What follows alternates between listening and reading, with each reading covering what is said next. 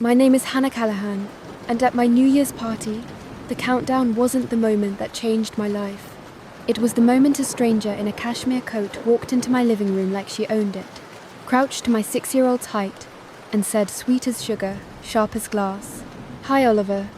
I'm Mrs. Prescott. I'm your real family."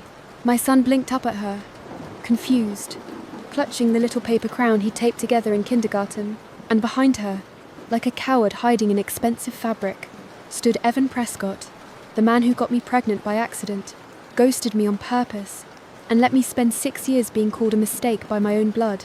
My mother, Carol, didn't even look shocked. She looked relieved, like this was the solution she'd been waiting for. That was when I realized 2 families, my family and his, had finally found something they agreed on, taking my child away from me. I smiled, because I knew something they didn't. I'd spent 6 years being underestimated, and I'd spent the last 3 months preparing for this exact night.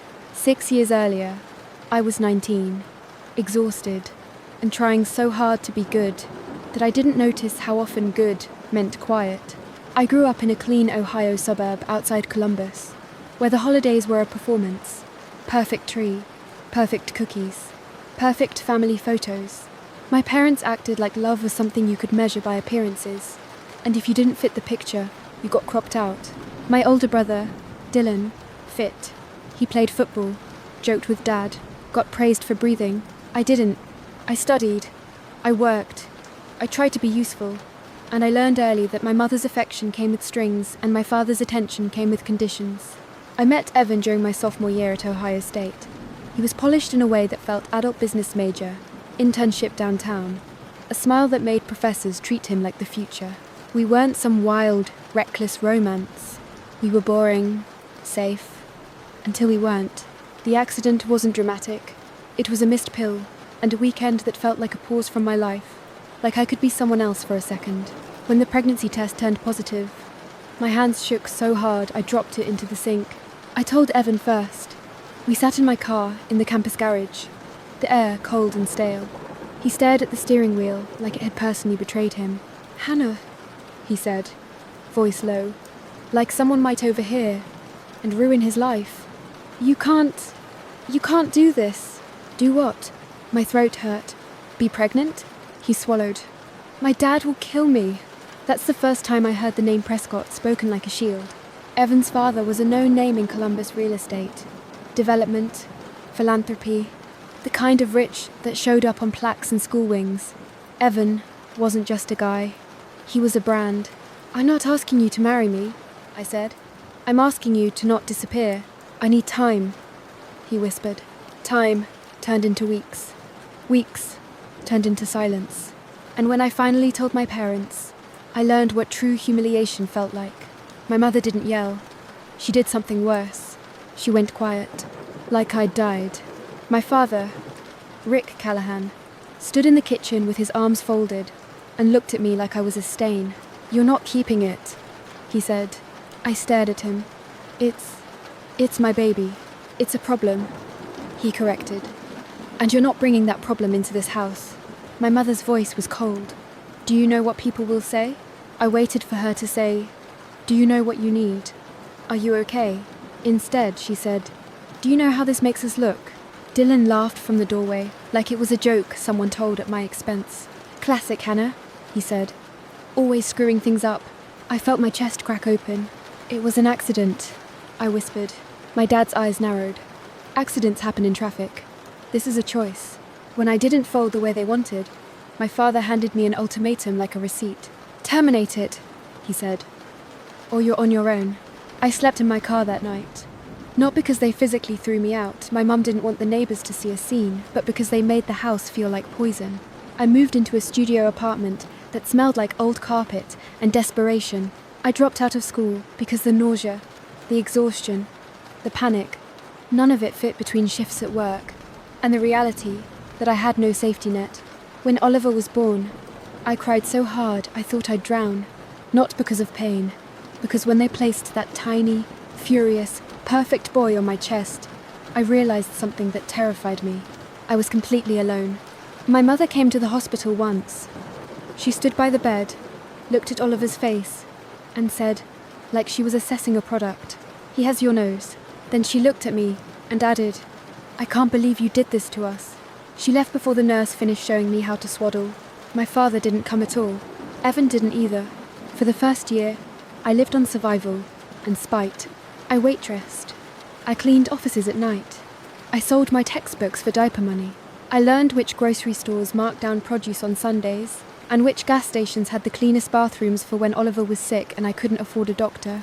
I learned how to hold a baby with one arm while typing invoices with the other. And I learned how to swallow humiliation like it was medicine. Because every time I asked my parents for help just once, just a babysitting shift, just a ride to urgent care, my mother acted like I was begging for luxury. "You chose this," she'd say. "Don't punish us for your decision." My father's favourite line was, "Maybe this will teach you responsibility." Like pregnancy was a lesson he assigned me. When Oliver turned 3, I stopped asking. It wasn't a dramatic decision. It was quiet, like turning off a faucet. I built a life anyway. I found a small apartment in a decent neighbourhood. I got certified in bookkeeping at night, the kind of boring skill that could turn into steady work. I started freelancing for small businesses, then took on bigger clients. By the time Oliver turned 5, I was running my own little accounting and payroll service out of a rented office with a second-hand desk. Not glamorous, but stable. Mine. And something about stability makes leeches crawl out from wherever they've been hiding. That year, my mother called me in December, voice suddenly warm. "Hannah," she said, like she hadn't spent years speaking to me like a disappointment. "We're doing a family New Year's party. You should come." I almost laughed. "We haven't done that in years," I said. "Well," she replied, "it's time to be a family again." I could hear Dylan in the background, loud and careless. "Tell her to bring her little tax write-off," he joked. My hand tightened around my phone. "I'm busy," I said. My mother sighed, like I was the difficult one. "Hannah, don't start. We're trying. That word sat heavy in my stomach. I didn't go, but I did notice what happened the next week. My father started calling, too. Then Dylan texted me Dylan, who had never texted me unless he needed something. "Hey, you still doing that accounting thing? Need a favor?" I didn't respond. Then, in early fall, I received a letter from a family law firm with a name that sounded like money. Petition for establishment of paternity and custody. I read it twice before my brain accepted what my eyes were seeing. Evan Prescott, the man who vanished, was suddenly requesting parental rights. Not visitation, not shared custody, primary custody. My skin went cold, and the worst part wasn't Evan. It was the line that followed. Motion for emergency temporary orders. They weren't waiting. They were trying to move fast. Before I could breathe. Before I could hire someone. Before I could prepare. I dropped into my office chair and stared at the wall while my hands shook. Oliver was in kindergarten. He had a best friend named Mason and a teacher who sent me photos of his art. He loved dinosaurs and pancakes, and the way I sang off-key in the car. This wasn't just paperwork. This was someone trying to erase the only stable thing my child had ever known. I called the number on the letter and asked, voice controlled, "Why now?" The assistant's reply was mechanical. "Mr. Prescott is seeking to establish a relationship with his son." A relationship, like Oliver, was a networking opportunity. I hung up and threw up into my office trash can. That night, after Oliver fell asleep, I did something I'd never done before. I called my mother. She answered on the second ring, like she'd been waiting. "Hannah," she said brightly. I didn't match her tone. "Did you know about this?" Silence. Then she exhaled slowly and said, "I thought you'd find out eventually." My blood turned to ice. "You knew," I repeated. "You knew they were going to try to take him." "Hannah." She tried for gentle, but it came out patronizing. "It's not like that. They're a good family. I cross Beager. He's my son. And they're his father's family," she snapped. And for the first time in years, I heard honesty in her voice. "You can't pretend blood doesn't matter." I laughed, sharp and broken. Blood didn't matter when I needed help. "Don't start throwing the past around," she warned. "The past is literally what created this," I said, voice shaking. "Why would you support them?" She hesitated, then said the quiet part out loud. "Because, Hannah, maybe it's time Oliver has a real chance." I went still. A real chance, I echoed. You're always struggling, she said, as if I wasn't the one who dragged myself up from nothing. And you're stubborn. You don't accept support. With them, he could have everything. My throat tightened. You mean with them, you wouldn't be embarrassed anymore? She didn't deny it. Then she added, like a final twist of the knife, Evan's mother reached out. She said they'd be willing to help all of us if we handle this, respectfully. All of us. There it was. My family wasn't siding with the Prescotts because they cared about Oliver. They were siding with the Prescotts because they saw profit. My mother's voice softened into something almost triumphant. They're hosting a New Year's party. Very nice. They want to meet you. Talk like adults. A chill ran down my spine. They weren't asking. They were staging. And suddenly the invitation made sense. The warm tone. The timing. The push. My mother wanted me in a room full of witnesses, wealthy witnesses, so she could pressure me into giving up my child without a scene.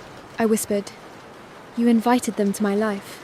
"We invited them to the family," she corrected. "Oliver is not a bargaining chip," I said. My mother's voice hardened. "Then don't make him one. Be reasonable. If you fight them, you'll lose." I hung up.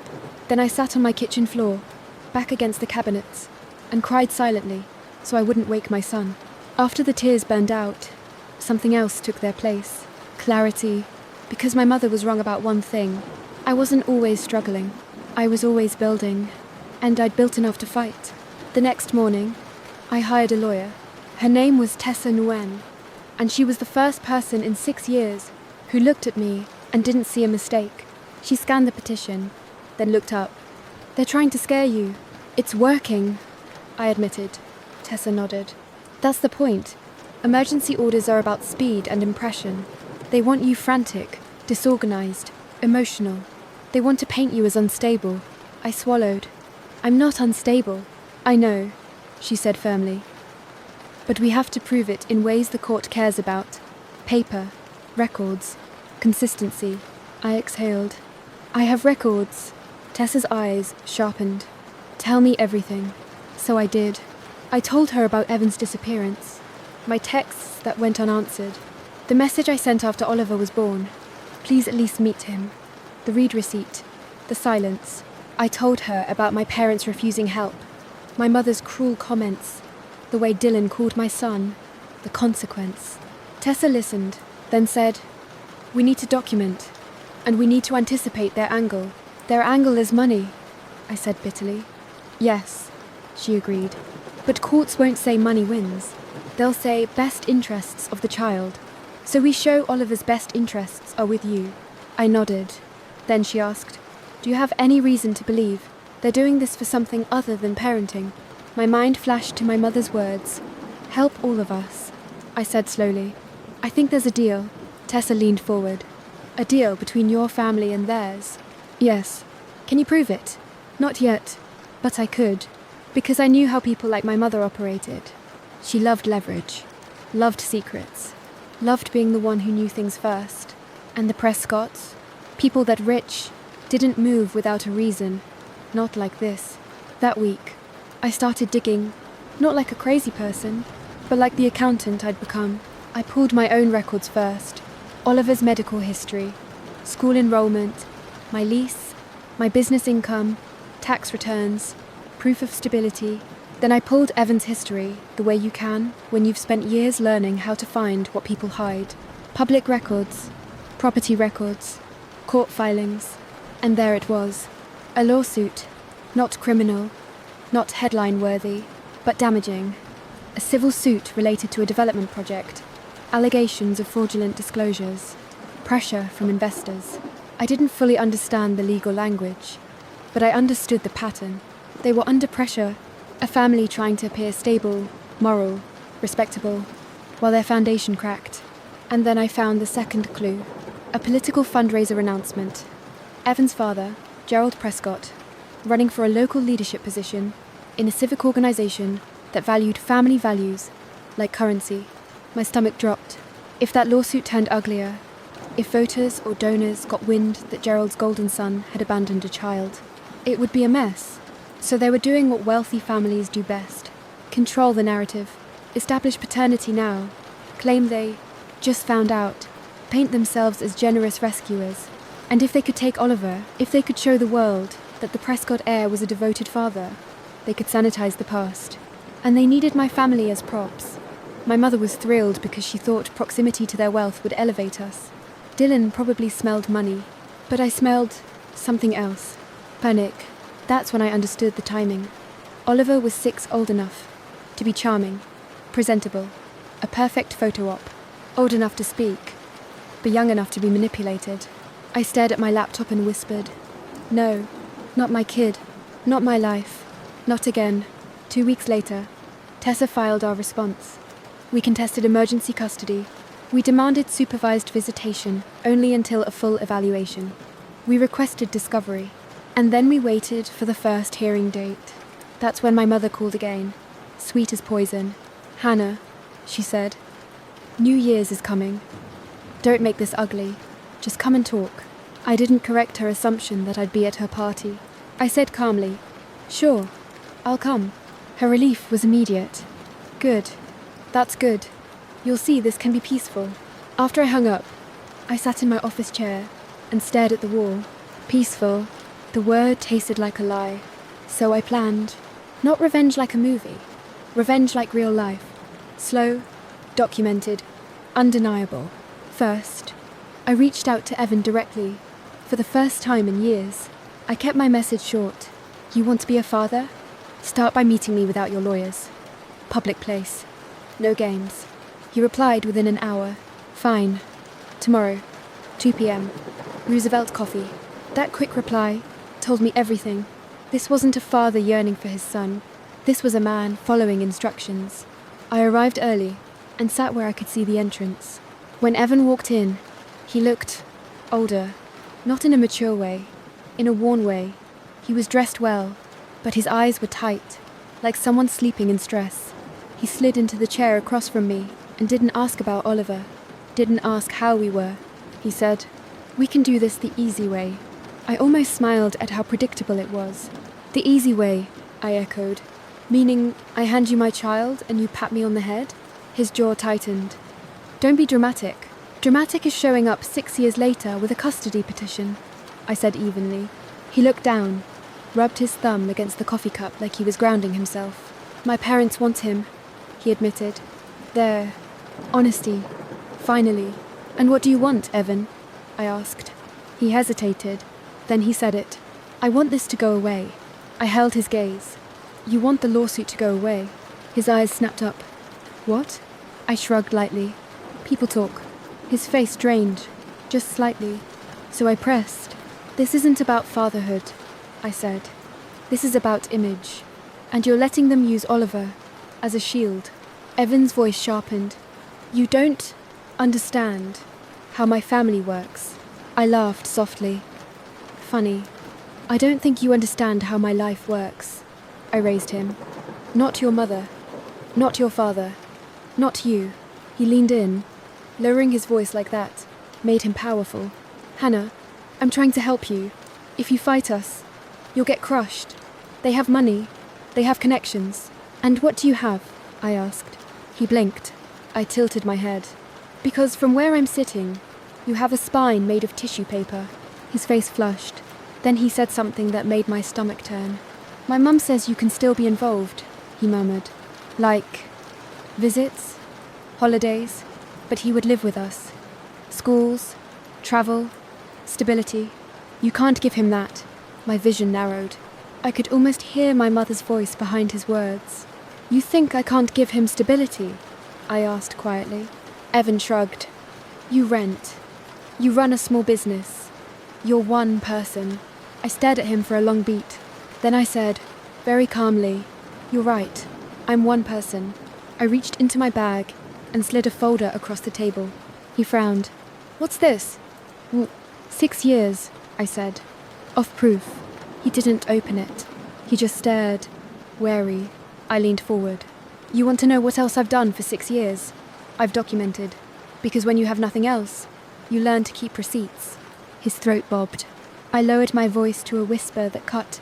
"I'm not scared of your money, Evan. I'm scared of what you'll do to my son if you win." He flinched, like I'd slapped him. Then he stood abruptly. "This is why this is happening. You're impossible." I stayed seated. "Steady. Tell your mother," I said. "I'll see her at New Year's." His eyes narrowed. "You're going to embarrass yourself." I smiled. "No," I said softly. "I'm going to embarrass you." He walked out, and my hands shook only after the door closed. That night, I tucked Oliver into bed and kissed his forehead. "Mummy," he murmured sleepily, "why do we have a party?" I brushed his hair back. "Because it's a new year, and New Years are for making promises." He yawned. "What promise?" I swallowed hard. "That I'll always keep you safe." He smiled and drifted off. I sat in the dark beside his bed long after he fell asleep, feeling the weight of that promise settle into my bones. The week before New Year's, the pressure escalated. My father showed up at my office, unannounced, first time he'd ever bothered to see where I worked. He stepped into the small reception area, like it was beneath him, and looked around, assessing. "This is it?" he said. I didn't stand. I didn't offer coffee. I didn't perform. "What do you want?" I asked. He frowned at the directness. "I want to talk sense into you." I leaned back. "Then talk." He sighed, like he was dealing with a stubborn child. "Hannah, you can't fight the Prescotts. This is bigger than you." My stomach twisted. "So, you're here to tell me to give them my son?" He didn't deny it. "They can give him opportunities. Better schools. A name. A name," I repeated, incredulous. "Is that what you think matters?" He snapped. "Don't twist my words." I stared at him. Then I said, "Dad, where was this concern when Oliver had an ear infection and I had to choose between paying rent and paying urgent care?" His jaw clenched. "Where was this when I couldn't sleep because I was terrified I'd lose my job if I missed another shift?" He looked away. I stood slowly. "You didn't care about opportunities then. You cared about punishment." His eyes flicked back. "You embarrassed us." I laughed, short and bitter. "And you abandoned me." His face hardened. "You did this to yourself." The familiar script, but I wasn't 19 anymore.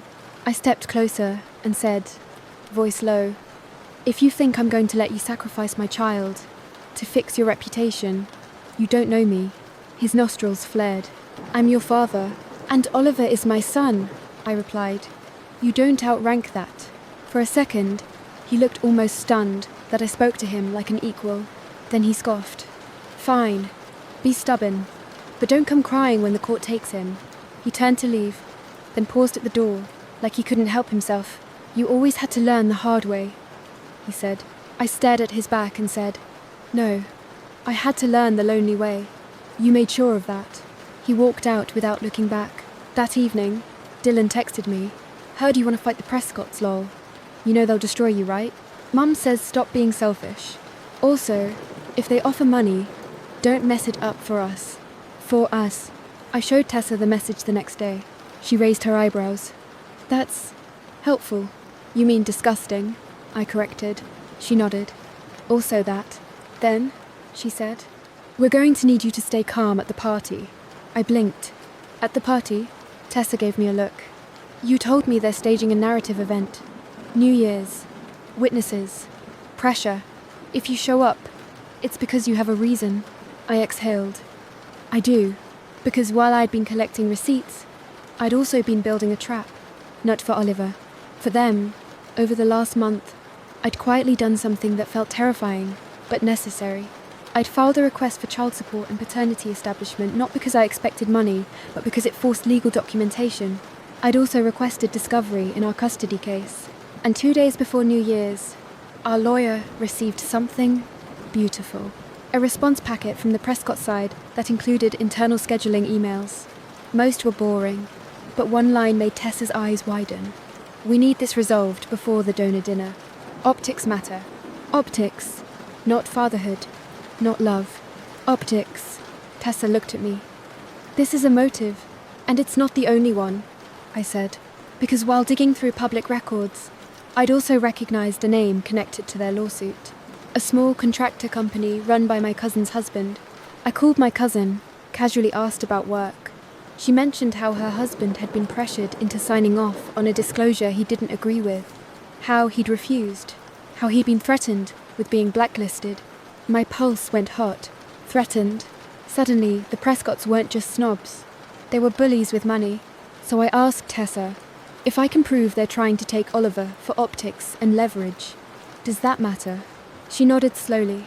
Yes, courts don't like manipulation, especially when it involves using a child as a tool. I swallowed. What if I can prove they're trying to silence me? Tessa's expression sharpened. Then we make it very expensive for them to keep lying. That's when we created the plan. It wasn't reckless. It was controlled. We'd let them perform. We'd let them show their hand. And then, when they couldn't help themselves, when they tried to pressure me in public, we'd reveal something they couldn't spin. Because I didn't just have receipts. I had their weakness. New Year's Eve arrived cold and bright. Ohio winter like a slap. I spent the morning making appetizers, like my hands weren't trembling. I wanted my home to look warm, normal, safe. Because this was Oliver's world. I refused to let them contaminate it with chaos. Oliver helped, proudly lining up crackers. He wore a tiny button-down shirt and kept asking if the balloons were for midnight. Yes, I said, smoothing his hair. For midnight. At 6 p.m., I drove to my parents' house for what I told Oliver was a quick hello. He didn't understand why my stomach was tight. He just bounced in his seat, excited to see cousins and play with his little party popper. My parents' house looked the same as always, perfect lawn, even in winter. Wreath on the door, warm light spilling out like a staged postcard. Inside, my mother greeted Oliver with a smile too bright. "There's my sweet boy," she cooed, scooping him up like she hadn't spent years keeping him at arm's length. Oliver giggled, then wriggled down and ran toward the snacks. My mother's smile vanished the moment he was out of earshot. "You came," she said, as if she couldn't believe I complied. "I said I would," I replied.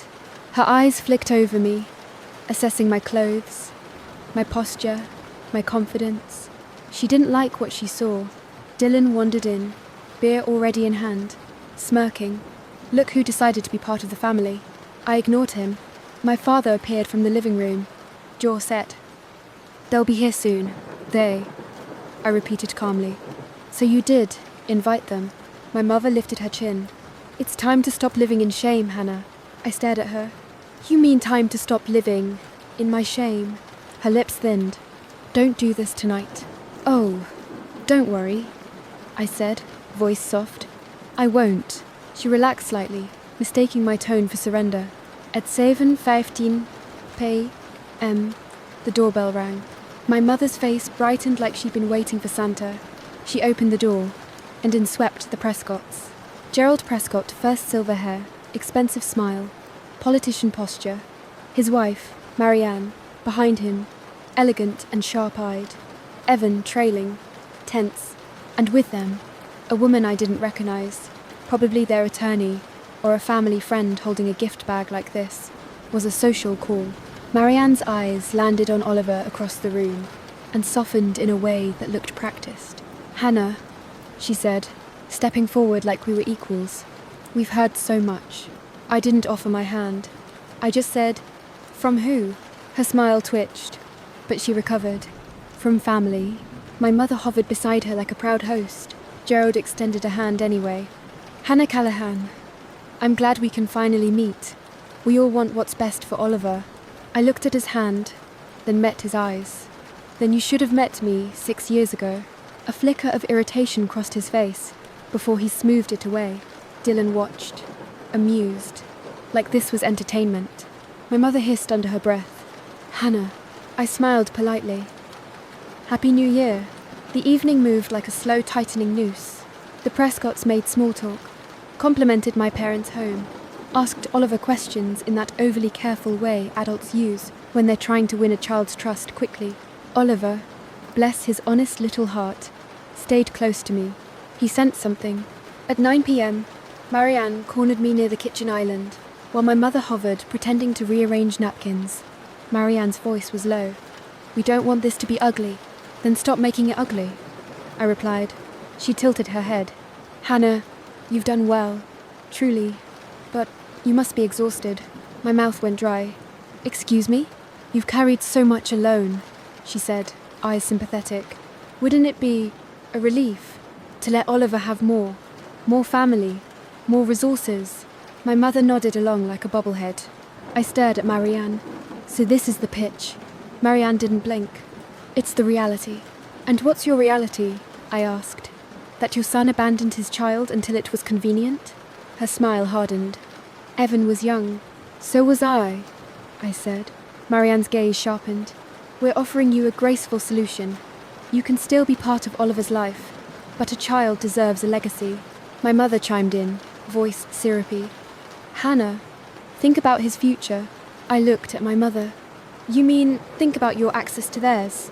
Her face flushed. How dare you? I leaned closer, voice quiet and deadly calm. How dare you negotiate my child like a business deal? Marianne sighed like I was stubborn. Hannah, if you refuse, we'll proceed. You'll spend money you don't have. You'll be dragged through court. And in the end, she let the sentence hang. I finished it for her. You think you'll win? Marianne's lips curved. I know we will. My mother grabbed my wrist, nails biting. Don't ruin this. I looked down at her hand on me, something she used to do when I was a teenager, a physical reminder that she believed she owned me. I gently removed her hand, one finger at a time. You don't grab from me anymore, I said softly. My mother's eyes flashed with anger and fear. Behind Marianne, Gerald was laughing with my father like they were old friends. That's when I saw it. My parents weren't being manipulated. They were participating. At 10:30 p.m, Dylan was drunk enough to be bold. He swaggered up while Oliver sat on the rug colouring.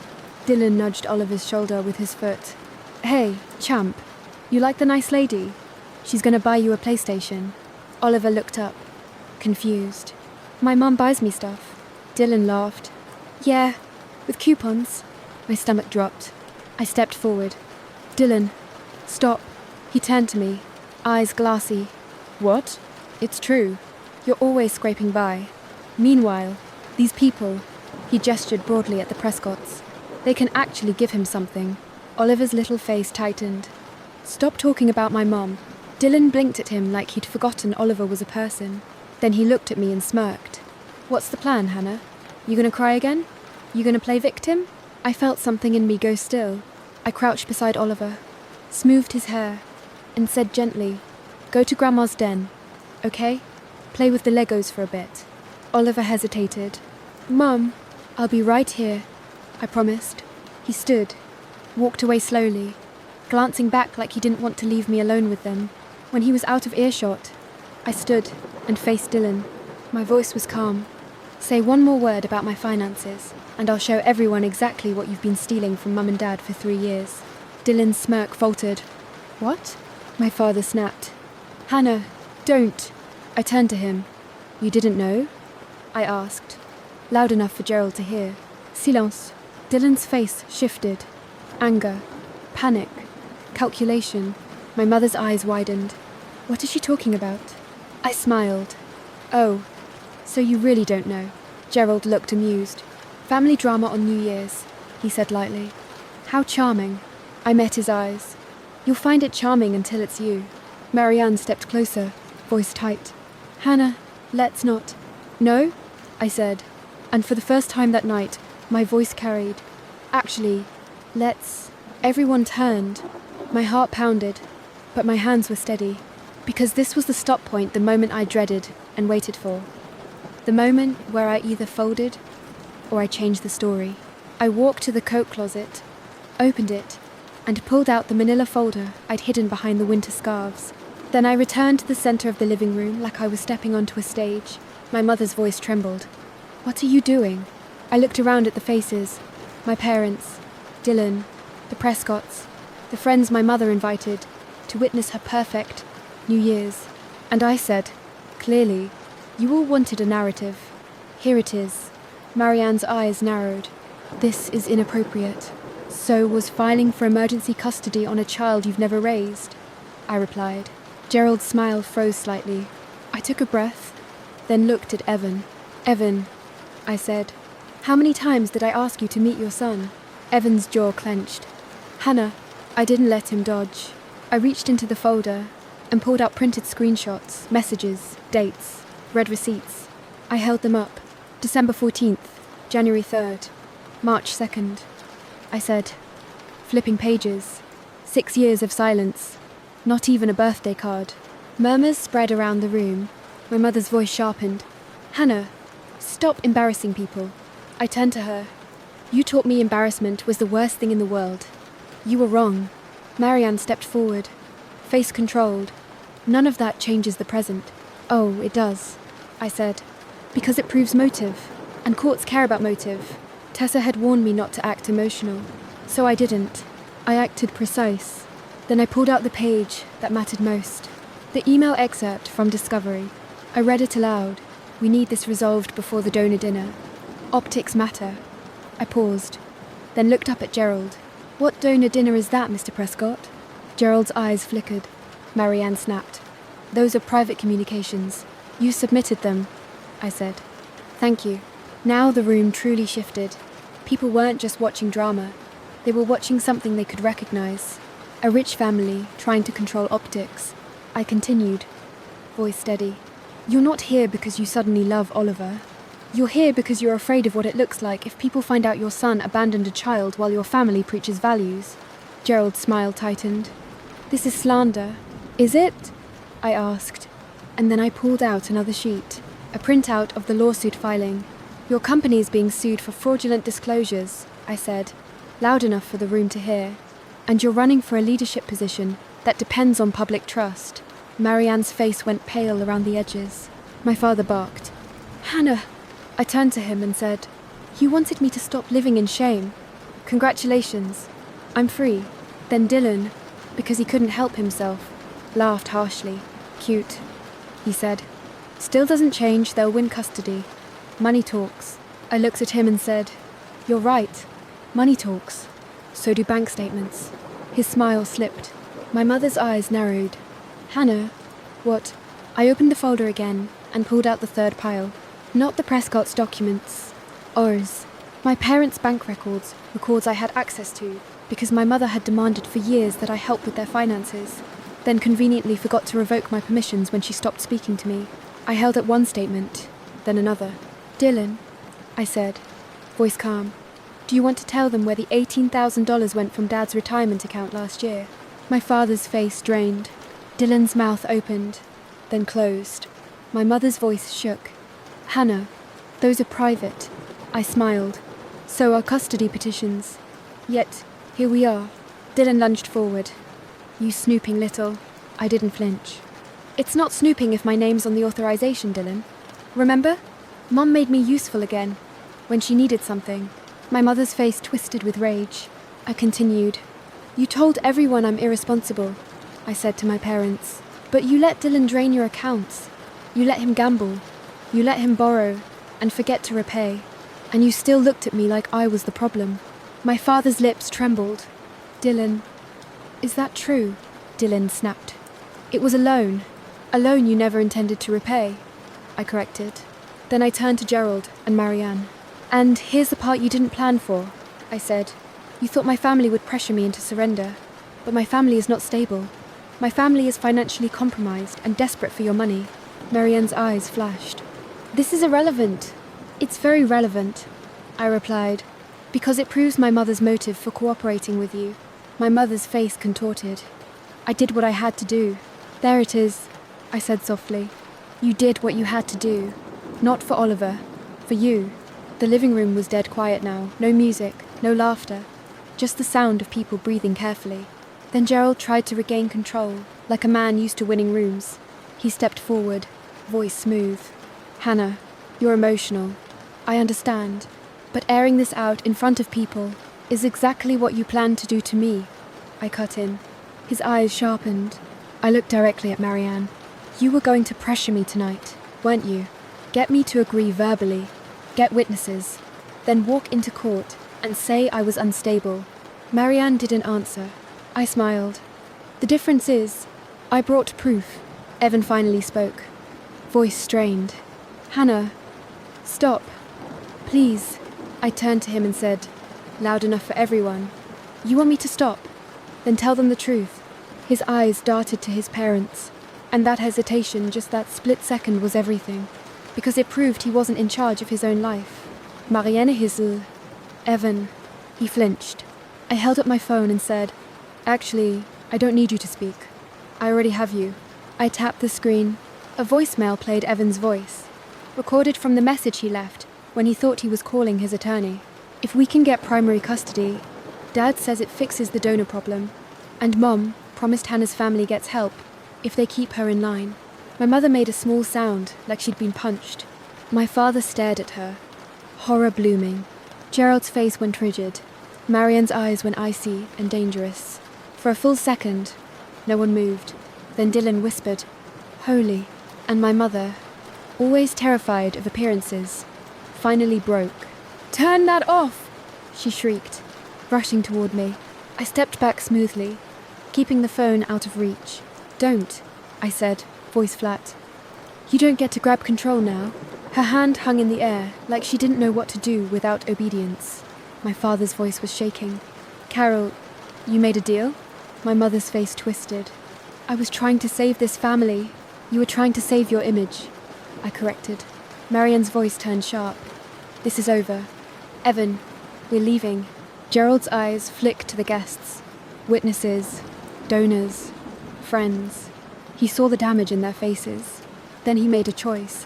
He looked at me and said, low and threatening, "You just made a powerful enemy." I smiled, because fear used to work on me. It didn't anymore. "I used to have enemies," I said. "They lived in my own house."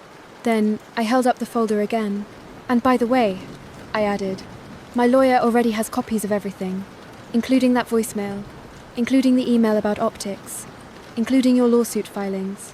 Marianne's lips tightened. "You're trying to blackmail us." "No," I said, voice calm as winter. "I'm trying to protect my child." Then I turned to my parents. "And you," I said quietly. "You don't get to play grandparents when it's convenient. You don't get to call me shame for 6 years, then sell my son for a seat at their table." My mother's eyes filled with tears, real or performative. I didn't care. "Hannah," she whispered, "please, we can talk." "No," I said softly. "You had 6 years to talk." I walked to the den and scooped Oliver into my arms.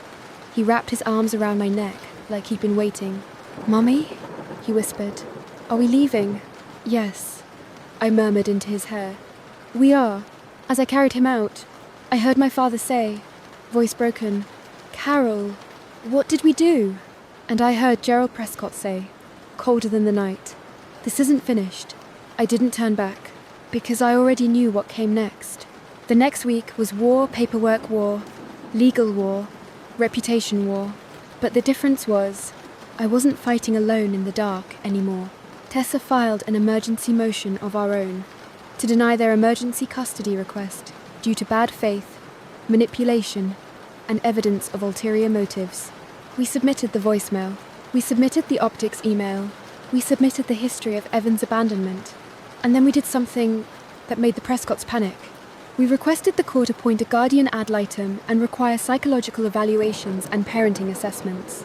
Rich people hate scrutiny. They hate neutral third parties. They hate not controlling the narrative. 2 days before the hearing, Evan called me from an unknown number. His voice sounded wrecked. "Hannah," he said, "my mom is furious. My dad he's losing it. They're saying you're going to ruin us." I said calmly, "You ruined yourselves." He swallowed. "What do you want?" I paused, because that question mattered. Not money, not revenge for ego, safety. "I want you to back off," I said. "I want you to agree to supervised visitation at first. Slow, child-focused, consistent. And I want your parents out of this." Evan let out a shaky breath. "They won't allow it. They don't own Oliver," I replied. "And if you let them drive this, you'll lose him anyway. Not because of me, because of what they are." Silence. Then, quietly, Evan said, "I didn't know how to be what you needed." My throat tightened, but I didn't let it soften me. "You didn't try," I said. He whispered, "I'm sorry. It was the first apology in 6 years. It didn't erase anything, but it mattered that it finally existed." The hearing came fast. In the courtroom, the Prescotts looked polished as ever. Marianne in a tailored suit, Gerald with a calm smile, like he belonged there, their attorney confident. My parents sat behind them, smaller than I'd ever seen them. My mother couldn't meet my eyes. Tessa stood beside me like a steady wall. When the judge reviewed the evidence, I watched Marianne's composure crack in tiny ways. A tightened jaw, a twitch at the corner of her mouth. The judge listened to the voicemail, expression unreadable. Then he looked at Evan. "Mr. Prescott," he said, "why did you wait 6 years to establish paternity?" Evan's throat bobbed.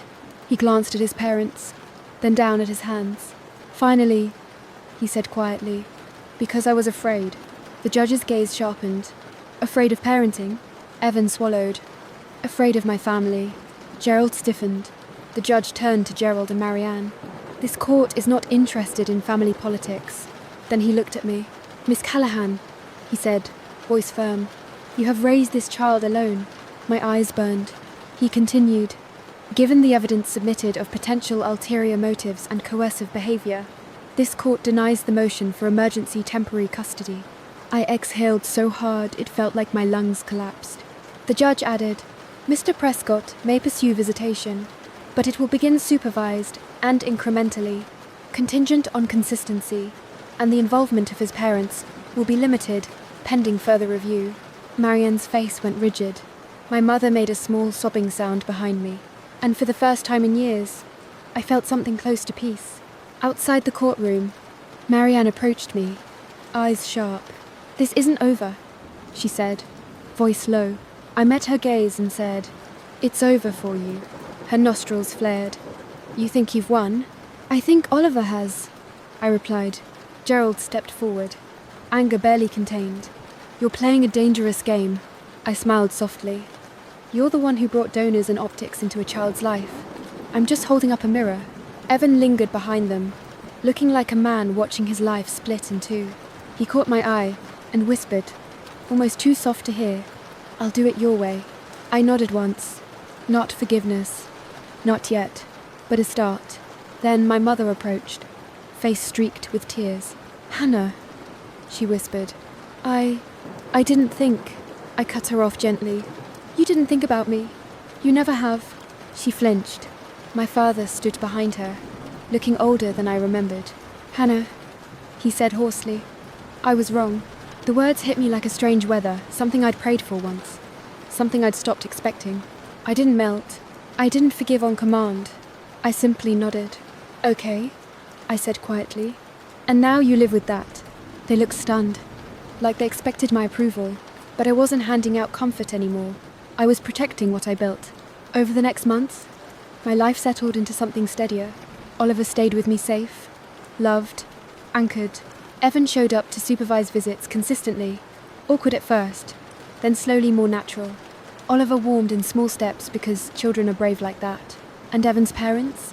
They tried to push again, tried to appeal, tried to threaten, but they couldn't fight the paper trail. They couldn't fight the judge's clear displeasure. And, quietly, their donor dinner got cancelled. Not because I called anyone, because people talk when they see the truth with their own eyes. My mother tried to call me every week afterward, sometimes crying, sometimes angry, sometimes acting like nothing happened. I didn't block her. I didn't explode. I just kept boundaries like they were iron. One Sunday, months later, she showed up at my door with a casserole like it was a peace offering. Oliver peered around my leg. My mother's eyes softened when she saw him. "Hi, sweetie." Oliver didn't run to her. He didn't smile automatically. He just watched, because kids know who was there. My mother looked at me, voice trembling. "Can we start over?" I stared at her for a long moment. Then I said, "We can start honest." Her lips parted. I continued, "You don't get access to my life unless you respect it. You don't talk about me like I'm shame. You don't talk about Oliver like he's currency. And you don't ever, ever make deals about my child again." My mother nodded, tears spilling. "And Dylan," I added, "he pays you back, or you stop calling me about your bills. I'm not your safety net while you protect him." My mother swallowed. "He's my son." I nodded. "And Oliver is mine." She flinched at the mirror of her own logic. Finally, she whispered, "Okay, was it perfect after that?" No, but it was different, because for the first time, they understood something I'd learned the hard way. Love without respect is just control with better marketing. On the next New Year's Eve, It was just me and Oliver. Pancakes for dinner, silly hats, a movie on the couch. At 11:59, Oliver climbed into my lap and said, "Sleepy. Mummy, did you keep your promise?" My throat tightened. "Yes," I whispered, kissing his forehead. "I did. And when midnight hit, I didn't toast to fresh starts. I toasted to something better. A life where no one gets to rewrite my story. A life where my son grows up knowing that family isn't who shares your blood. It's who shows up when it matters. And if anyone ever tries to take from him again, they'll find out the same thing two families learned the hard way. You can shame a woman for a mistake, but if you make her fight for her child, you don't get a mistake. You get a mother